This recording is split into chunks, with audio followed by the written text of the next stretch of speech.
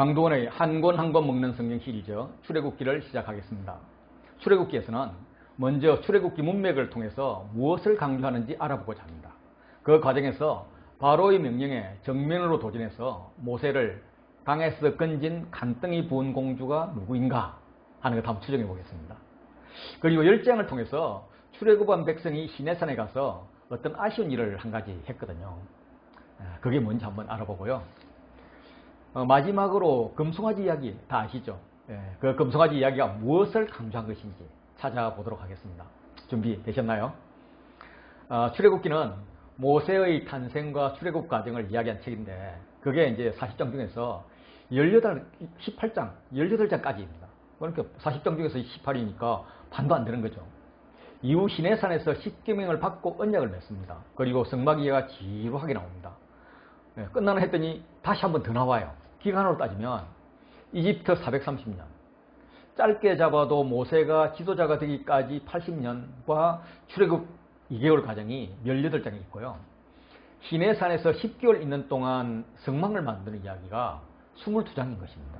그래서 책의 분량을 보면 출애굽 이야기보다는 시내산 이야기가 더 중요하다고 볼 수가 있습니다. 표를 보시면 이집트와 시내산 이야기가 이제 구속 이야기고요. 그리고 광야에서 이야기가 언약적 결혼식을 한 다음에 이제 만남의 장소를 만드는 이런 이야기로 구성이 됩니다. 출애굽기 시작은 이제 요셉이 종지로 있을 때 애굽으로 들어간 야곱 식구들이 모두 70명이었죠. 1장 6절 보시면 요셉과 그의 모든 형제와 그 시대 사람은 다 죽었고 이들이 다 죽었습니다. 1장 7절 그러나 이스라엘 자손은 생육하고 불어나 번성하고 매우 강하여 온 땅에 가득하게 되었더라.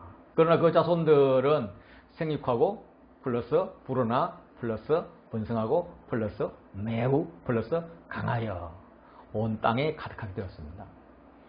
이거는 마치 창세기 1장 22절에서 22절 보실래요? 하나님이 그들에게 복을 주시며 이르시되 생육하고 번성하여 여러 바닷물에 충만하라. 새들도 땅에서 번성하라 하시니라. 그렇게 물과 하늘의 생물을 창조하신 후에 생육하고 번성하고 충만하라 하는 말씀과 의도적으로 일치시키고 있습니다. 이스라엘 자손은 물고기나 새의 속도로 번성해 나간 것입니다.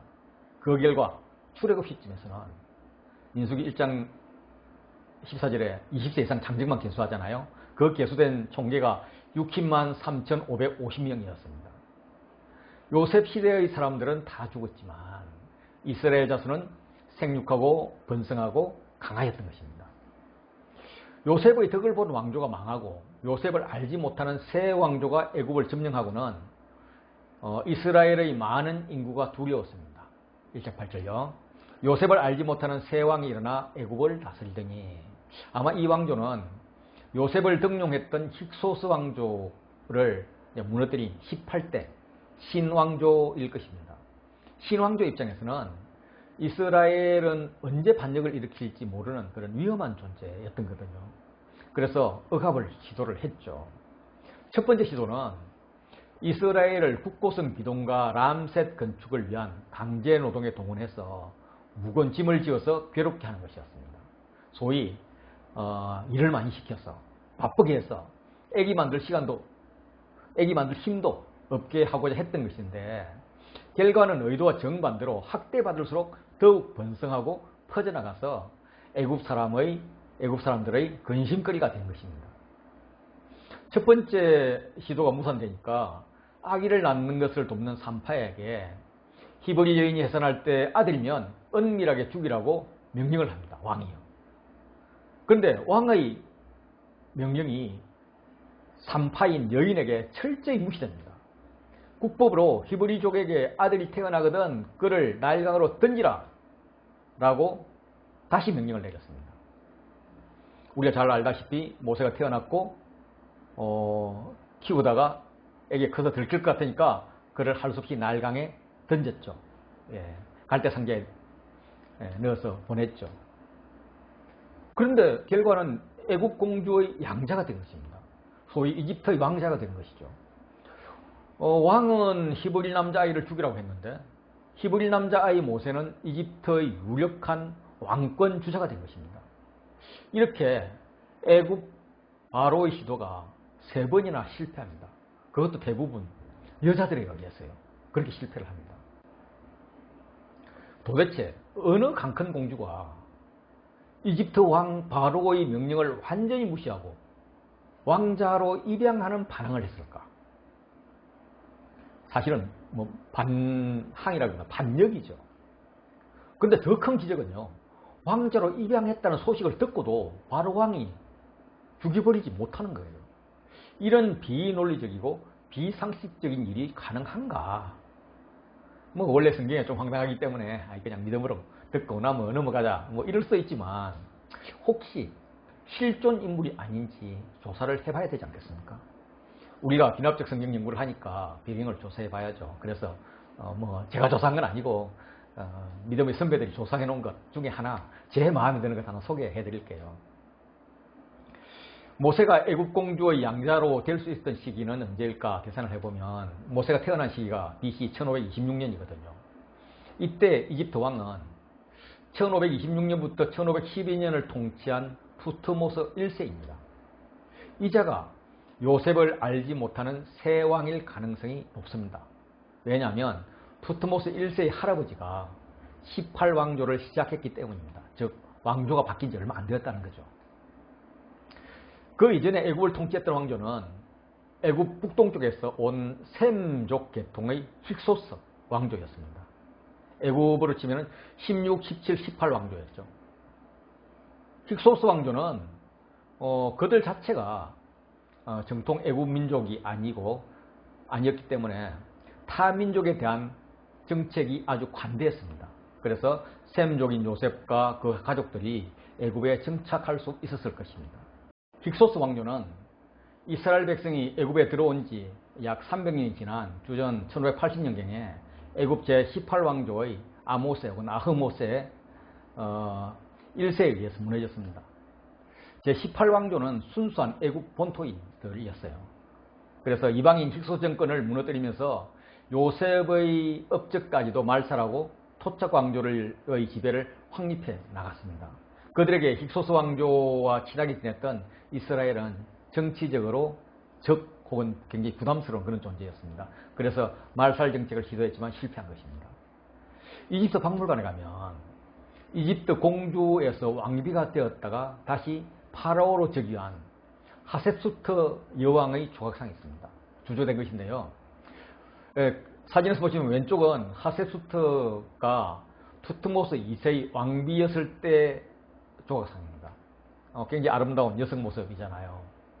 그런데 투트모스 2세가 죽고 어린 아들이 파라오가 되자 그를 섭정하다가 섭정에 만족하지 않고 자기가 정통 파라오로 등극해버립니다. 그리고 한 20년 정도 이집트를 통치한 기록이 있습니다.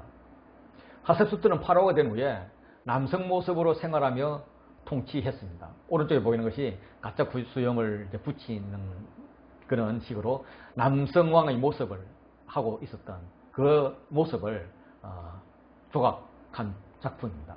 아마도 외교적인 문제나 뭐 강한 파라오로서의 이미지를 나타내고 이렇게 만든 것 같습니다. 이 여자가 공주일 때 모세의 어머니일 가능성이 있을까? 솔직히 모르죠. 솔직히 모르지만 일부 학자들은 그 가능성이 높다라고 제시를 합니다. 모세와 관련된 애굽 통치자들을 한번 보시죠. 위쪽 왕들 이름을 한번 보세요. 창시자는 아모세, 아흐모스, 모세가 들어가죠. 그리고 그 다음에 투트모스, 아멘호텝 다음에 이제 투트모스 1세, 투트모스 2세, 3세, 4세 모두 모세가 들어갑니다. 그래서 모세란 이름은 물에서 건진 자라고 성경에 나오지만 그 이상이라는 거예요. 그리고 하셉수트 공주 보세요. 모세가 80세에 출애굽을 했으니까 태어난 해는 1446년에서 80을 따면 1526년경입니다. 그래서 투트모스 1세의 재위기간 중입니다. 하셉수트 공주는 투트모스 1세의 외동딸이었습니다.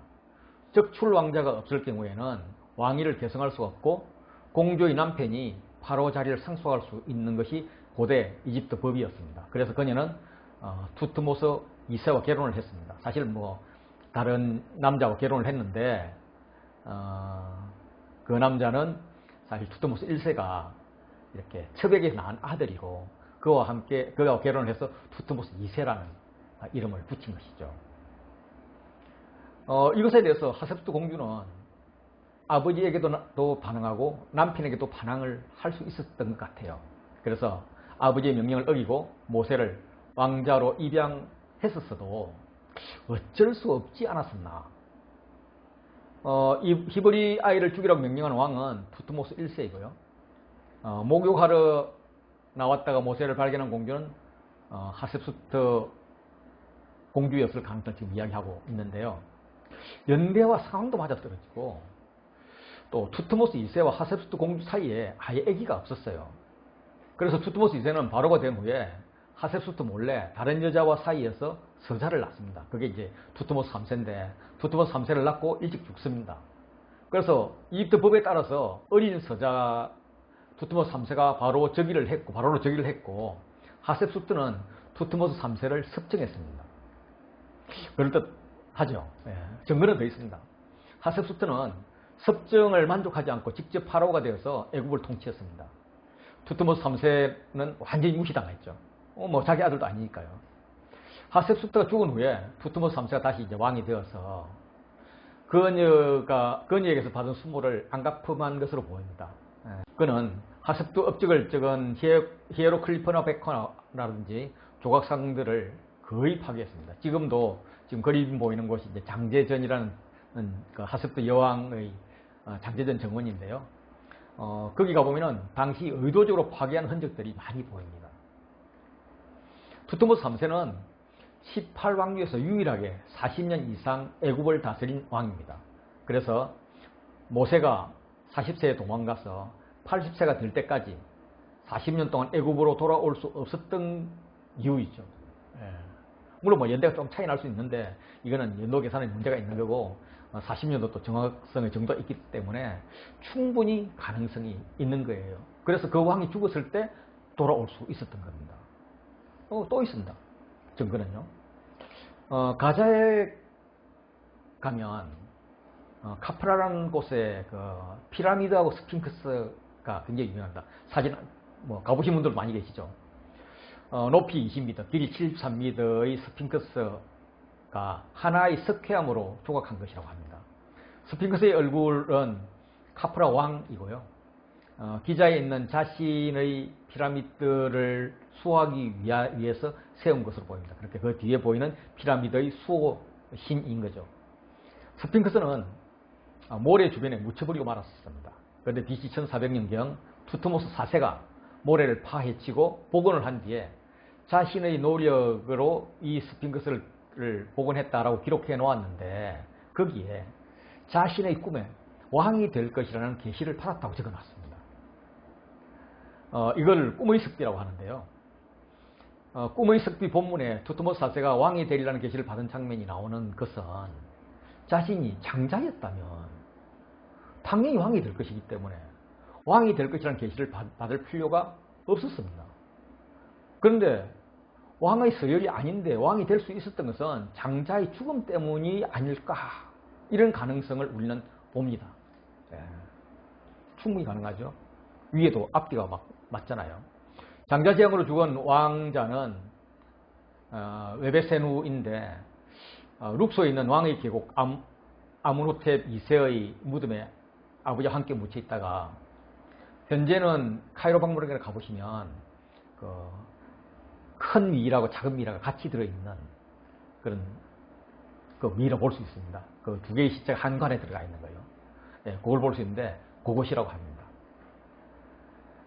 이렇게 역사적으로 모세를 구한 바로의 공주는 실존적인 인물일 가능성이 굉장히 크다라고 볼 수 있습니다.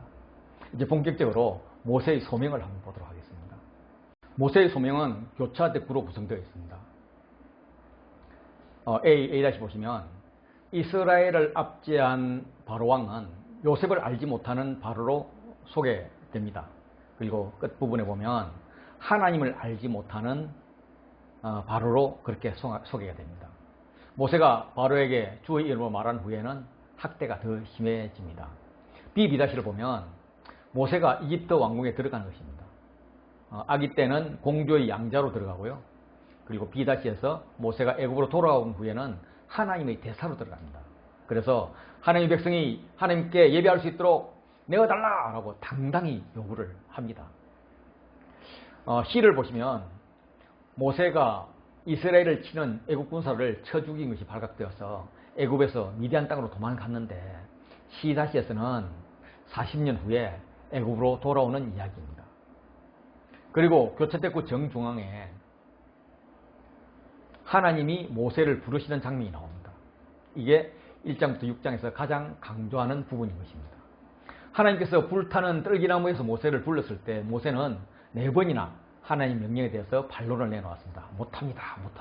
하는 거죠. 하나님 말씀대로 못하는데요. 할 능력도 없고요. 자격도 없어요. 뭐 이런 이야기입니다. 그래봤자 하나님 정하셨는데 모세가 계속 거부할 수가 없죠. 뭐 거부했다면 성경에 나오지도 않았겠죠. 그런데 이 부르심에 대한 첫 번째, 두 번째 반론에서 하나님의 이름이 나옵니다. 3장 14절에 보면 스스로 있는 자, 나는 스스로 있는 자니라 라는 게 나와요. 이게 뭐 제가 히브리 잘 모르지만은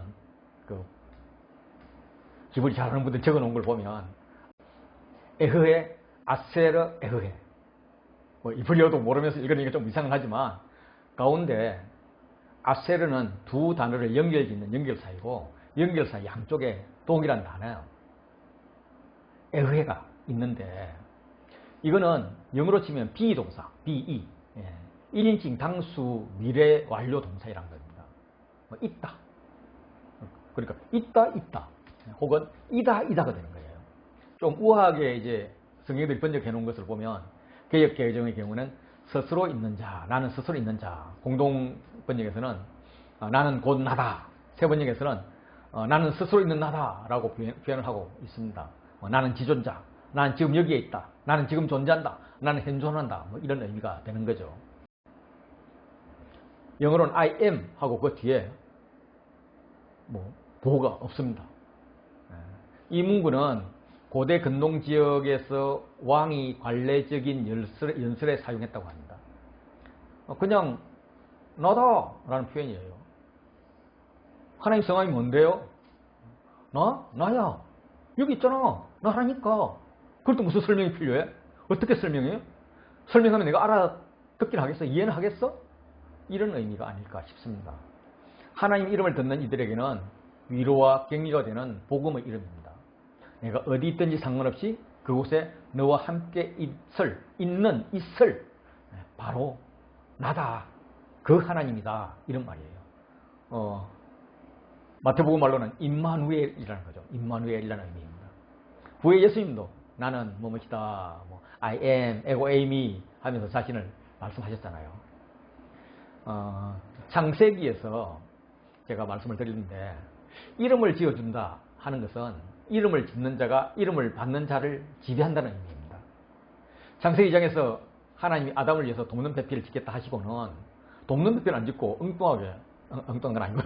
예, 바로 다음으로 각종 별짐승과 새를 지어서 아담에게 소개를 합니다. 그럼 아담이 이름을 지어 불러주죠. 이거는 너는 내가 통찬다 이런 의미예요. 너는 야 돕는 배필 아니야. 너는 소야. 너는 개야. 뭐 이렇게 이야기하는 거예요. 세상의 신들은 사람이 이름을 지어줍니다. 말로는 신을 숭배하지만 사실은 시키는 대로 안 하거나 마음에 안 들면 부숴버리고 말 잘 듣는 다른 놈으로 다시 만들어서 그럴싸한 또 이름을 붙여주죠. 이런 신의 이름을 붙이는 세상 문화에 익숙한 사람이 하나님께 묻습니다. 하나님 뭘로 이름을 붙여드릴까요? 제가 이름 하나 지어드릴까요? 그럼 하나님께서 나야 난데 무슨 이름이 필요해? 그냥 나야 임마누엘 너랑 같이 있을 거라니까 이러시는 거예요. 꼭 은혜가 필요해? 이름이 필요해? 그러면 다음에 줄게. 은혜로 줄게. 그 은혜를 줄여서 너가 말하면 되는 거야.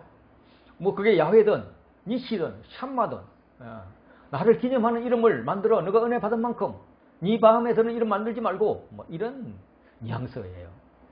그런데 사람이 이름을 붙이지 않는 유일한 신은 바로 우리 하나님 단 한 분밖에 없다고 합니다. 예, 그분의 이름은 나야 임마 나. 왜 물어? 이런 분이십니다. 이제 모세는 바로왕과 맞대결을 합니다. 모세는 지팡이, 이제 영화에 나오는 큰 이런 지팡이가 아니라 짤따박한 막대기 하나를 들고 호위무사의 어마무시한 유용을 자랑하는 애굽왕과 대결을 하는 것입니다. 그 지팡이는 떨기나무에서 하나님을 만난 후에 뱀이 되었던 그런 지팡이인 거죠. 뱀은 모세를 죽이려 했던 애굽 왕을 상징합니다.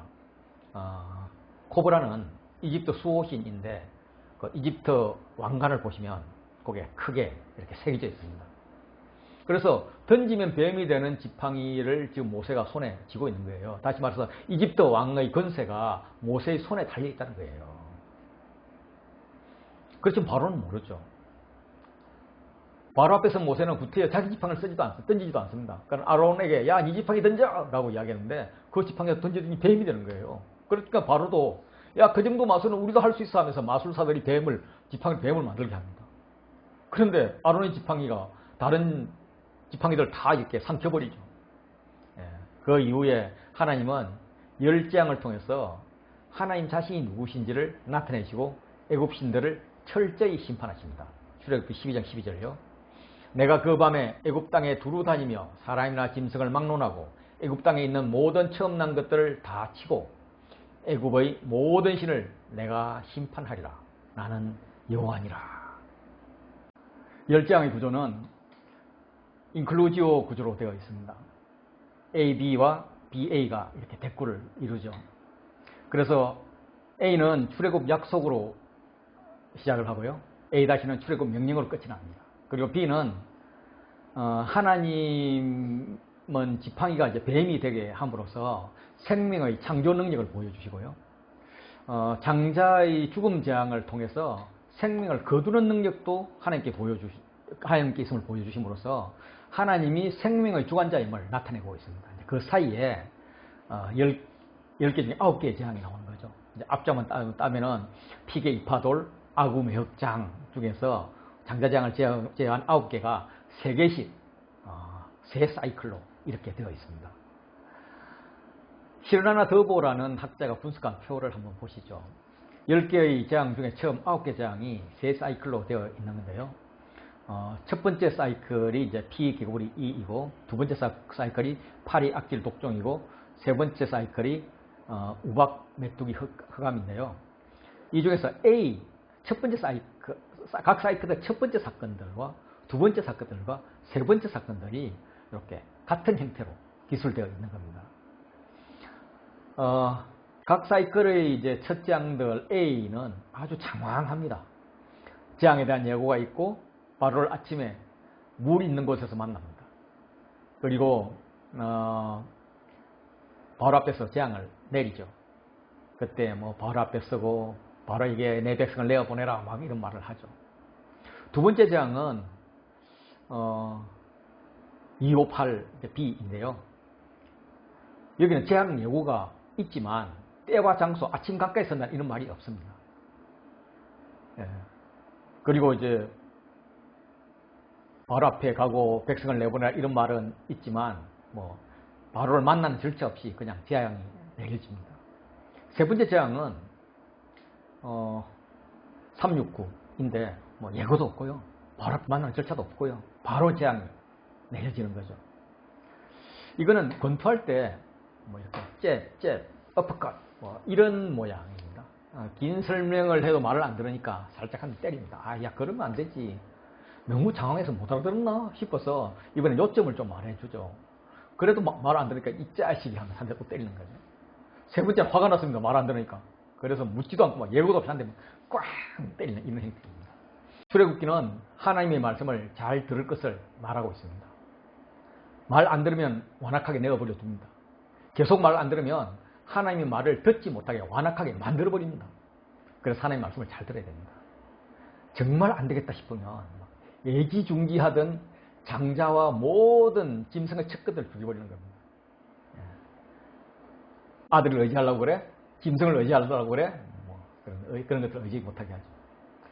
애굽을 벗어나서 시내산까지 2개월은 교차대꾸로 되어 있습니다. 애굽을 출발하죠. A 보시고요. A 다시 아래 A 보면 시내산에 도착을 합니다. 그리고 B를 보면 B에서는 홍해에서 승리를 하는데 모세가 손을 듭니다. 모세가 손을 드니까 홍해가 쫙 갈라지잖아요. 예. 거기서 승리를 기념하는 두 개의 노래를 부릅니다. 하나는 모세의 노래고 하나는 미리암의 노래이죠. 반면에 B-에서 보면 아말렉과 전쟁을 하는데 모세가 손을 들면 여호수아가 이기고 모세가 손을 내리면 지는 거예요. 그래서 아론과 훌이 모세를 도와서 손을 계속 들고 있게 하잖아요. 그래서 그 승리를 마친 후에 승리를 기념하는 두 가지 일을 합니다. 하나는 책에 기록하는 것이고요. 하나는 비를 세우는 겁니다. 예, 승리, 모세가 손을 든 두 개, 이런 것들이 딱 맞아떨어지죠. 그리고 그 안쪽으로 가서 C와 C-를 보면 마라의 썸물로 인한 다툼이 있고 르비딤물로 인한 다툼이 있습니다. 예, 결국 먹고 마시는 문제입니다.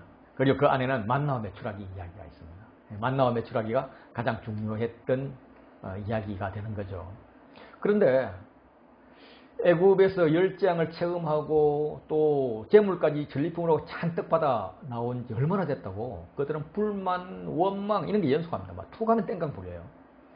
홍해 앞에서도 병거가 애굽 병거가 막 잡으러 오니까 막 원망을 합니다.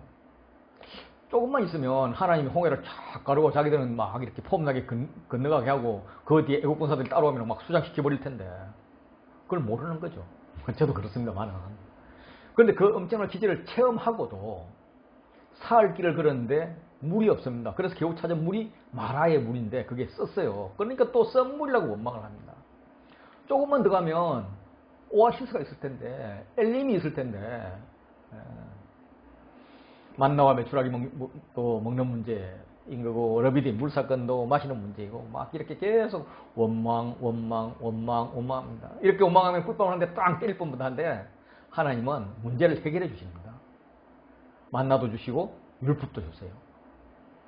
요 양식뿐만 아니라 영의 양식을 먹으라는 그런 말씀 같아요. 예수님이 이것을 생명수, 생명의 떡, 생명의 양식을 표현을 했죠. 그래서 그들은 하나님의 보호 아래서 마침내 시내산에 도착을 합니다. 시내산에서 하나님께서 만나 주시죠. 그리고 십계명을 주십니다. 하나님이 말씀을 하시고 모세와 백성들이 듣습니다. 그런데 백성이 모세에게 야 무서워서 하나님 말씀 못 듣겠어. 대신 들어줘. 이렇게 요구를 합니다. 10장, 20장, 18절, 19절요. 뭇 백성이 우레와 번개와 낙발 소리와 산의 연기를 본지라 그들이 볼 때 떨며 멀리 있어서 모세에게 이르되 당신이 우리에게 말씀하소서 우리가 들으리이다. 하나님이 우리에게 말씀하시지 말게 하소서 우리가 죽을까 하나이다. 그들은 모세에 비하면 하나님과 멀리 떨어져 있는데도 두려움을 이기지 못합니다. 아마 멀리 떨어져 있어서 더 두려웠는지 모르겠습니다. 모세도 하나님도 백성의 요구를 수긍합니다. 이해를 합니다. 그래서 모세가 말씀의 중재자가 되죠.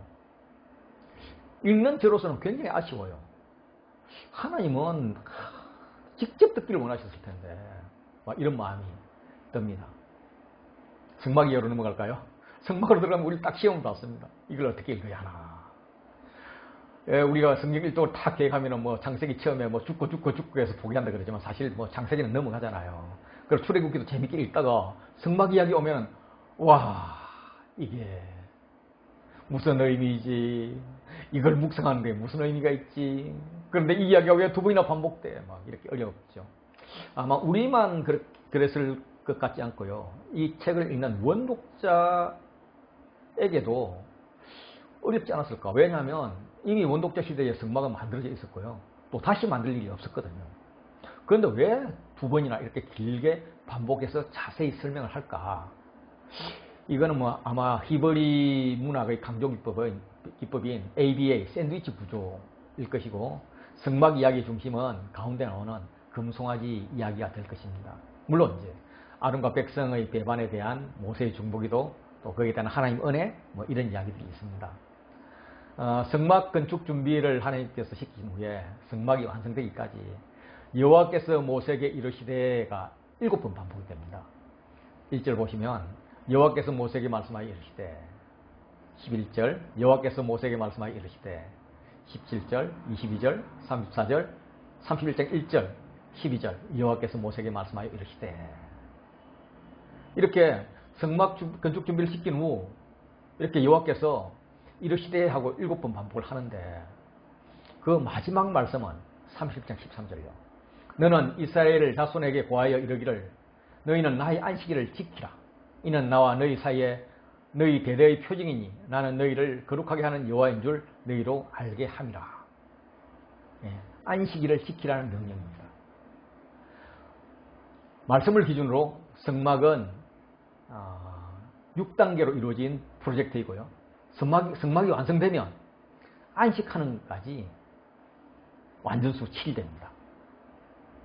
이거는 천지창조 프로젝트가 6단계로 이루어지고 마지막 7일을 안식한 것과 같은 구조인 거죠.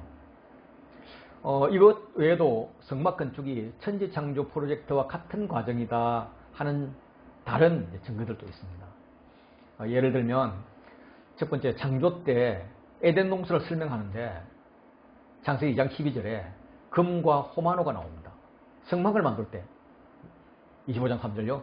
너희가 그들에게 받을 예물은 이러하니 금과 은과 녹과 금이 나오잖아요. 7절 호마노며 애복과 흉패에 물린 보석이라 호마노가 나오잖아요. 두 번째는 하나님께서 인간까지 지으신 후에 창세기 1장 31절에 하나님이 지으신 것을 보고 힘이 좋았더라 하면서 하나님께서 복을 주셨는데 성막을 지은 후에도 모세가 축복합니다. 39장 43절요. 모세가 그 마친 모든 것을 본 적 여호와께서 명령하신 대로 되었으므로 모세가 그들에게 축복하였더라. 세 번째, 창세기 1장 27절에서 사람을 하나님의 형상을 따라 만들었다고 합니다. 만드는 과정도 모형이 있었단 말인데요. 성막도 하나님이 보이는 모양대로 만듭니다.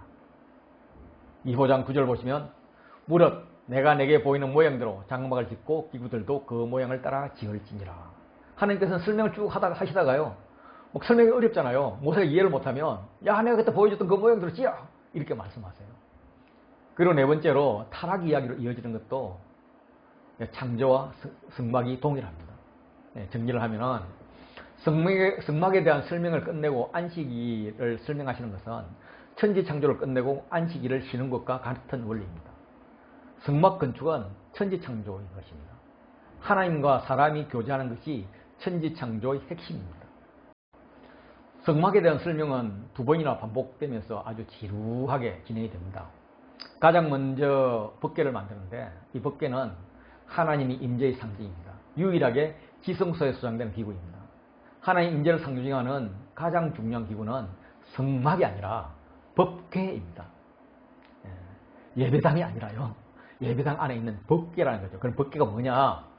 법궤 안에서 십계명의 증거판을 두라는 명령이 있는 걸로 봐서 법궤는 하나님의 말씀이 있는 자리라는 겁니다.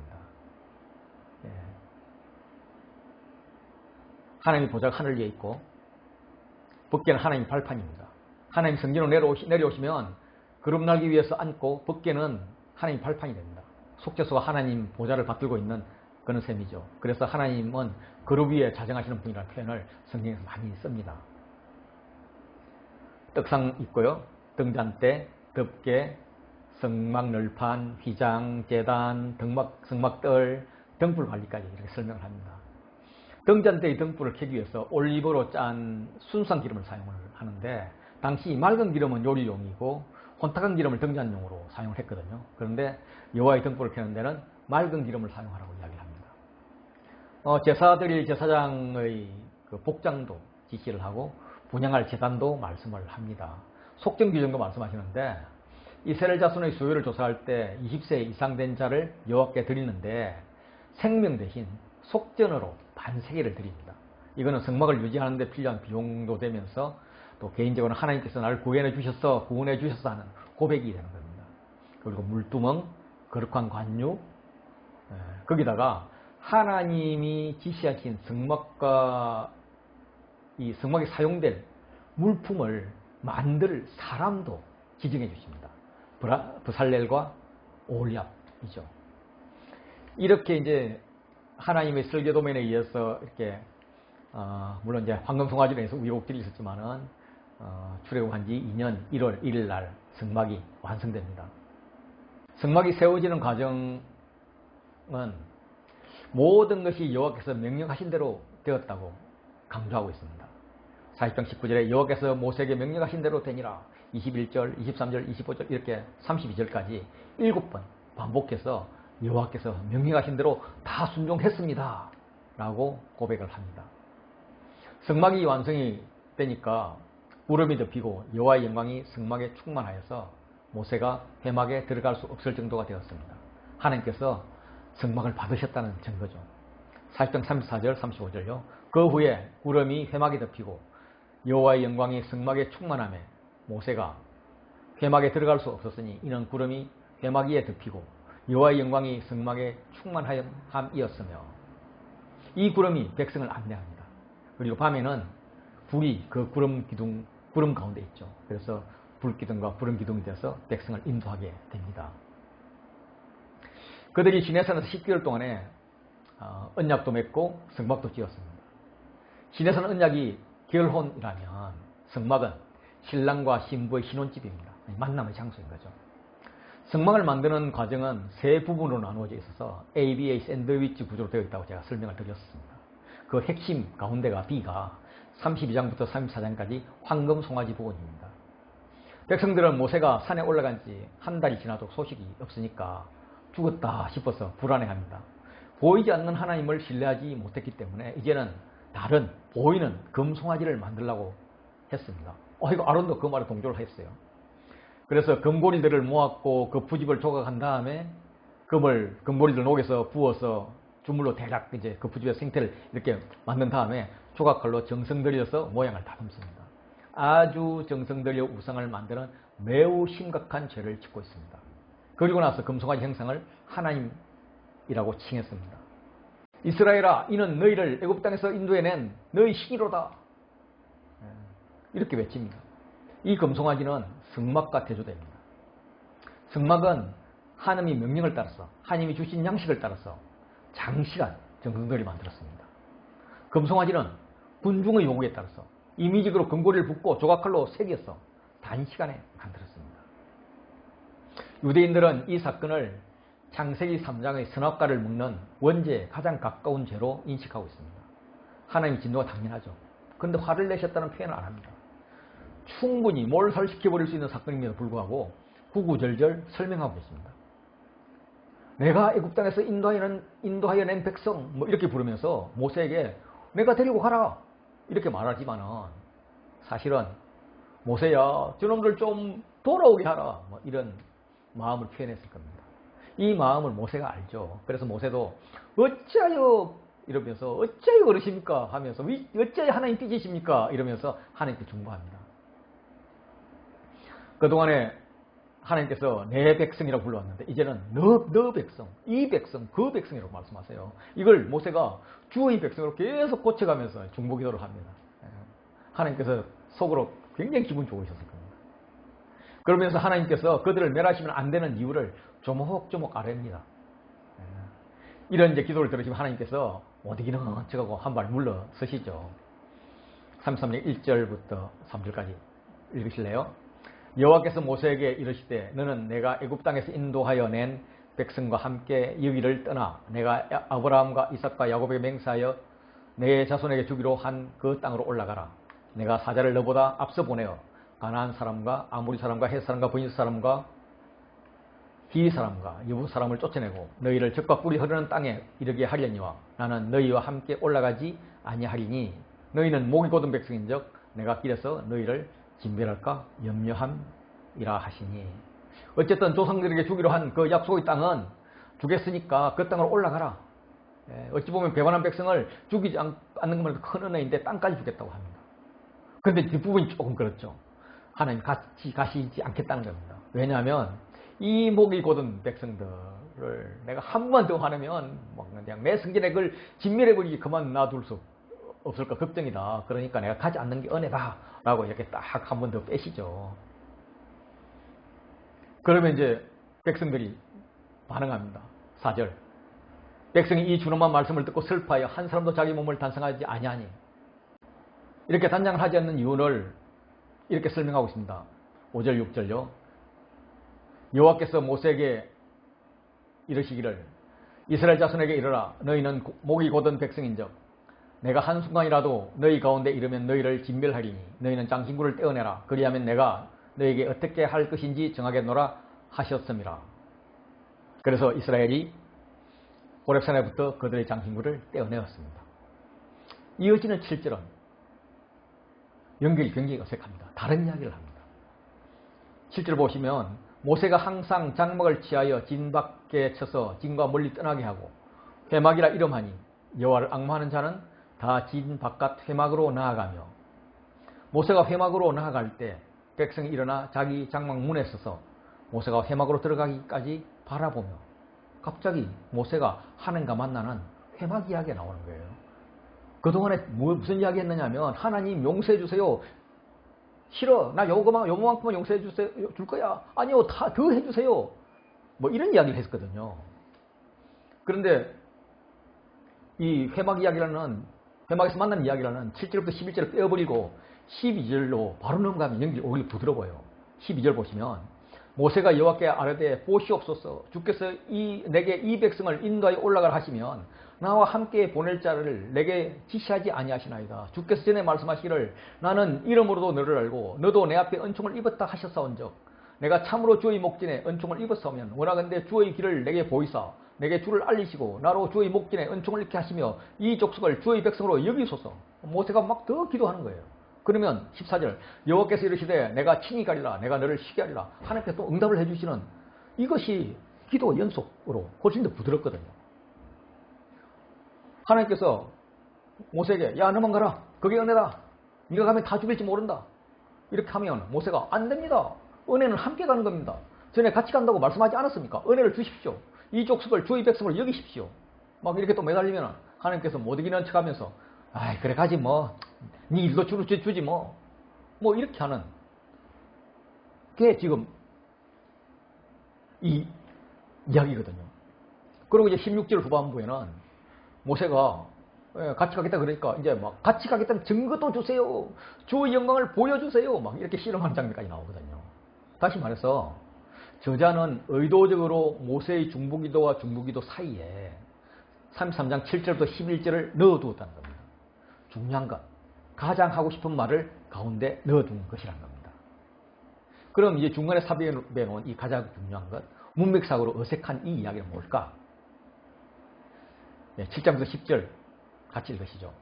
모세가 장막을 취하여 진 밖에 서서 진과 멀리 떠나게 하고 회막이라 이름하니 여호와를 앙마하는 자는 다 진 바깥 회막으로 나아가며 모세가 회막으로 나아갈 때는 백성이 다 일어나 자기 장막문에 서서 모세가 회막에 들어가기까지 바라보며 모세가 회막에 들어갈 때 구름 기둥이 내려와 회막문에 서며 여호와께서 모세와 말씀하시니 모든 백성이 회막문에 구름 기둥이 서 있는 것을 보고 다 일어나 각기 장막문에 서서 예배하며 모세가 회막에서 하나님과 말씀하는 장면을 지금 묘사하고 있습니다.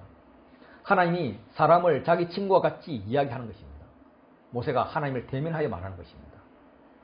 11절 보시면 사람이 자기 친구와 이야기함 같이 여호와께서 모세와 대면하여 말씀하시며 모세는 진으로 돌아오나 눈의 아들 젊은 수종자 여호수아는 회막을 떠나지 아니하니라.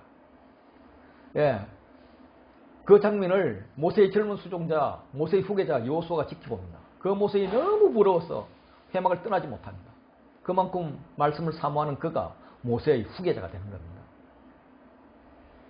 25장부터 40장까지를 ABA 샌드위치 구조로 소개를 했습니다. 이걸 조금 더 세분하면, 조금 전에 읽었던 것을 기반으로 조금 더 세분하면 교차 듣구 구조가 되는 겁니다. A와 A-를 보시면 성막의 청사진을 25장부터 31장까지 31장 11절까지 보여주십니다. 그리고 35장 4절부터 40장 38절까지 청사진대로 성막을 완성하는 것이 대꾸가 됩니다. 그리고 안쪽으로 들어오면 B와 B-에 모두 안식일이 나옵니다. 성막 청사진을 보여주신 다음에 안식일이 나오는 거죠. 천지 창조의 마지막 일에 안식일이 나오는 것 같은 분위기죠. 같은 절차이죠. 청사진을 보여주신 것으로 하나님은 하실 일을 다 마쳤다는 거죠. 그래서 이제 모세는 성막을 완성해야 됩니다. 그런데 성막을 완성하려고 그랬더니 그 전에 안식일이 있습니다. 마치 아담이 세상을 다스리기 위해서 창조된 다음에 일하러 딱 나가려고 그러는데 안식일이야 쉬었다가 하나님께 예배드리고 가. 이런 분위기인 거죠. 안으로 들어와서 C와 C-는 정급한, 즉 십계명 돌판이 언급됩니다. 그리고 D와 D-는 백성이 금송아지를 만들었기 때문에 모세가 십계명 돌판을 깨어버림으로써 언약 파기를 선언하는 겁니다. 그리고 후에 언약을 갱신하고 십계명을 다시 받아오는 그런 이야기로 두 개가 대꾸가 됩니다.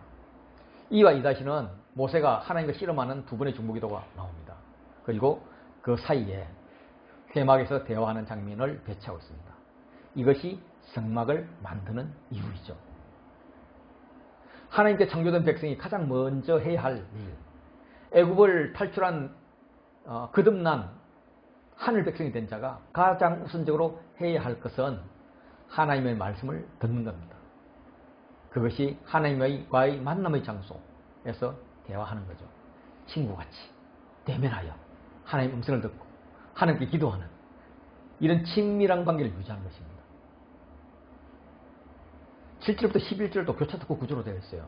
제가 색칠해 놓은 거 한번 보시죠. 7절에 보면 진과 멀리 떠나게 하고 회막을 이름합니다. 11절 보시면 여호수아는 회막을 떠나지 않습니다. 떠남과 떠나지 않으면 회막 나오죠. 그리고 8절 보시면 초록색으로 백성이 다 일어나 바라봅니다. 10절 보면 백성이 다 일어나 예배합니다. 그리고 9절이 핵심이 됩니다. 같이 읽으시죠. 모세가 회막에 들어갈 때 구름 기둥이 내려 회막문에 서며 여호와께서 모세와 말씀하시니, 하나님께서 만나주러 친히 오셨다는 겁니다. 그 하나님과 모세가 회막에서 같이 이야기를 하는 겁니다. 같이 교제하는 겁니다. 출애굽기를 좀 정리해 보겠습니다. 출애굽기는 바로라는 강자가 지배하는 세상에 빌부터 먹고 사는 백성에게 하나님이 소리치신 겁니다. 내 백성아 거기서 나오라. 출애굽하라. 거짓 메시지와 불의가 판치는 세상에서 나와서 약속의 땅 하나님의 나라로 가자 라고 말씀하시고 인도하심이 출애굽기입니다. 왜냐하면 우리는 하나님 은혜를 받은 사람이거든요. 19장 4절요. 내가 애굽 사람을 어떻게 행하였음가? 내가 어떻게 독수리 날개로 너희를 업어 내게로 인도하였음을 너희가 보았느니라.